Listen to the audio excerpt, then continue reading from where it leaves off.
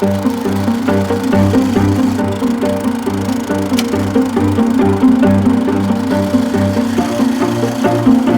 unspoiled river is a very rare thing in this nation today. Their flow and their vitality have been harnessed by dams, and too often they've been turned into open sewers by communities and by industries. And it makes us all very fearful that all rivers will go this way unless somebody acts now to try to balance our river development. So, we are establishing a national wild and scenic river system which will complement our river development with a policy to preserve sections of selected rivers in their free-flowing conditions, and to protect their water quality and to protect other vital conservation values.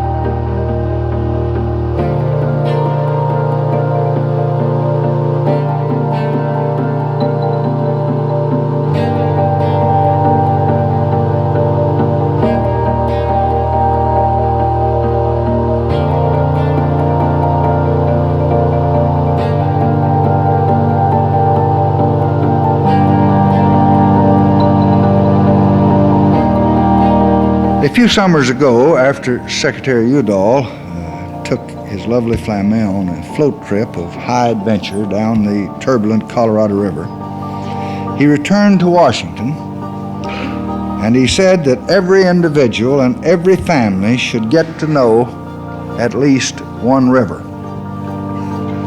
So today we are initiating a new national policy which will enable more Americans to get to know more rivers. And now it gives me great pleasure to approve these bills, which I think will add still more to the scenic wealth of our country, and which I think is going to mean so much to my little grandson and all the others like him that will live in a beautiful America their lives. Thank you.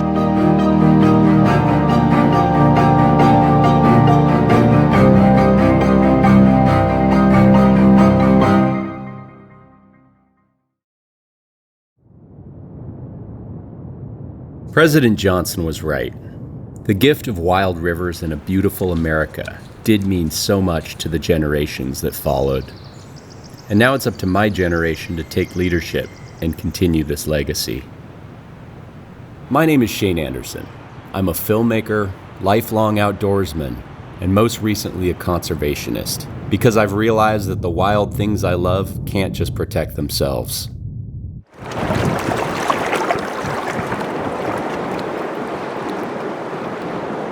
"50 years ago, due to the foresight of some very thoughtful and brave people, we were provided an amazing tool for protecting our rivers. That tool was the Wild and Scenic Rivers Act. The idea was to balance river development with protecting what remained of free-flowing waterways. The act has literally saved hundreds of our most cherished American rivers from the titans of industry. Despite a history of bipartisan, community-driven action, many of America's eligible waterways have yet to be designated, including the rivers that have shaped my life here along Washington's Olympic Peninsula. So for the 50th anniversary, I've set out to learn more about this incredible story, with the hope we can become inspired by those that had the vision and passion to protect their rivers. After all, it's far cheaper and more effective investing in river protection than bringing back what was lost." This is Black Canyon, where Nevada and Arizona meet, where the Colorado River once flowed uncontrolled. Here is where man conquered this mighty river, placing a concrete yoke about its neck to harness its tremendous water and power resources. So when people first started talking about a system of national wild and scenic rivers, the big dam building era in America was in full swing. 70,000 large dams had been built, another 10,000 were under construction or planned or proposed. The modus in America was to dam any river, anywhere, at any cost. You know, these valleys and canyons went under hundreds of feet of flat water. They were gone forever. The migration of fish was stopped. The flow regime downstream from the dams was changed. So they were really the kind of the ultimate threat to the rivers of America. The biggest loss that I've always felt is Celilo. When I was a baby, I was taken to Celilo. It was, for one thing, a trade center. Most important was the loss of the fishing at Celilo.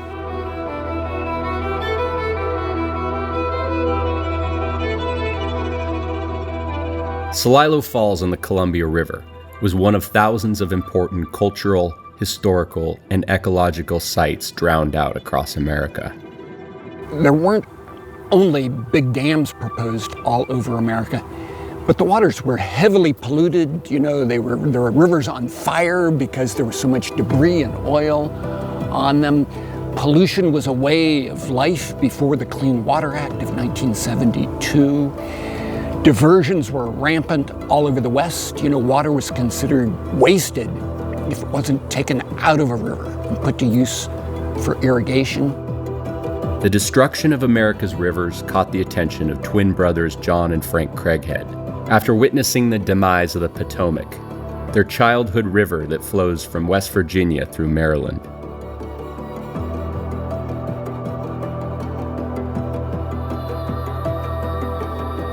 They were trained in wildlife biology and pioneered falconry with American raptors, trained survival skills in the Navy during World War II, and after relocating to Wyoming and Montana in the 1950s, they invented radio tracking devices for wildlife as they studied grizzly bears on the brink of extinction.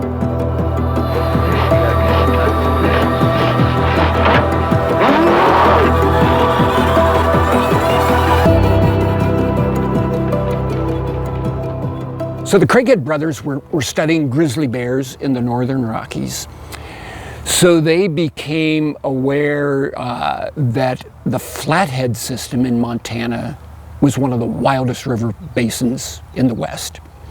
They knew that a dam on the North Fork of the Flathead had been fought and defeated in 1944 when almost no dams in America were stopped. But it was stopped only because it would flood into Glacier National Park. It's really the national park that was protected more than the river per se. So being blocked there didn't really faze the Army Corps of Engineers. They simply moved their dam site to Spruce Park on the Middle Fork. But that ended up being a very fateful move in the history of river conservation, because the Craighead brothers realized that the Middle Fork was the wildest river in Montana. They didn't feel that it should be dammed. It would have effects on grizzlies and other kinds of life. But more importantly, realized that a bigger, more far-reaching approach was needed if we were going to protect the very best rivers in America. From the wilds of Montana to Washington, D.C., America now had a protection system in place for free-flowing rivers.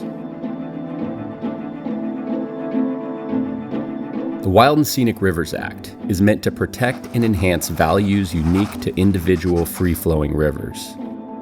Designated rivers would gain protections from the construction of dams and other natural resource development or extraction that would threaten the river's natural character, ecology, and surrounding scenery without infringing on private property rights. Only local governments have the jurisdiction on private property laws. Each designation was intended to be tailor-made for individual river systems and communities. The concept of wild and scenic was also intended to provide value in ecosystem services such as clean water and biodiversity.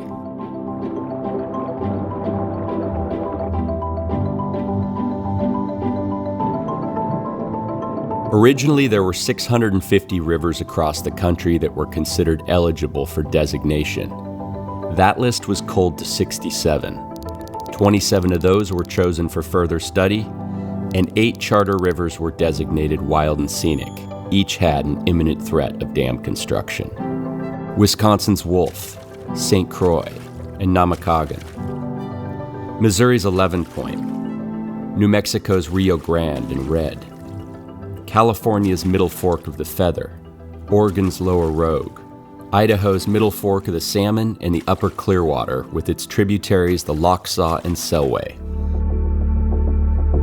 Other parts of the world are also looking toward wild and scenic, as mega dams are being built and proposed on the Earth's largest rivers, all changing ecosystems, contributing to climate change, and displacing indigenous communities, some of which have never seen the Western world.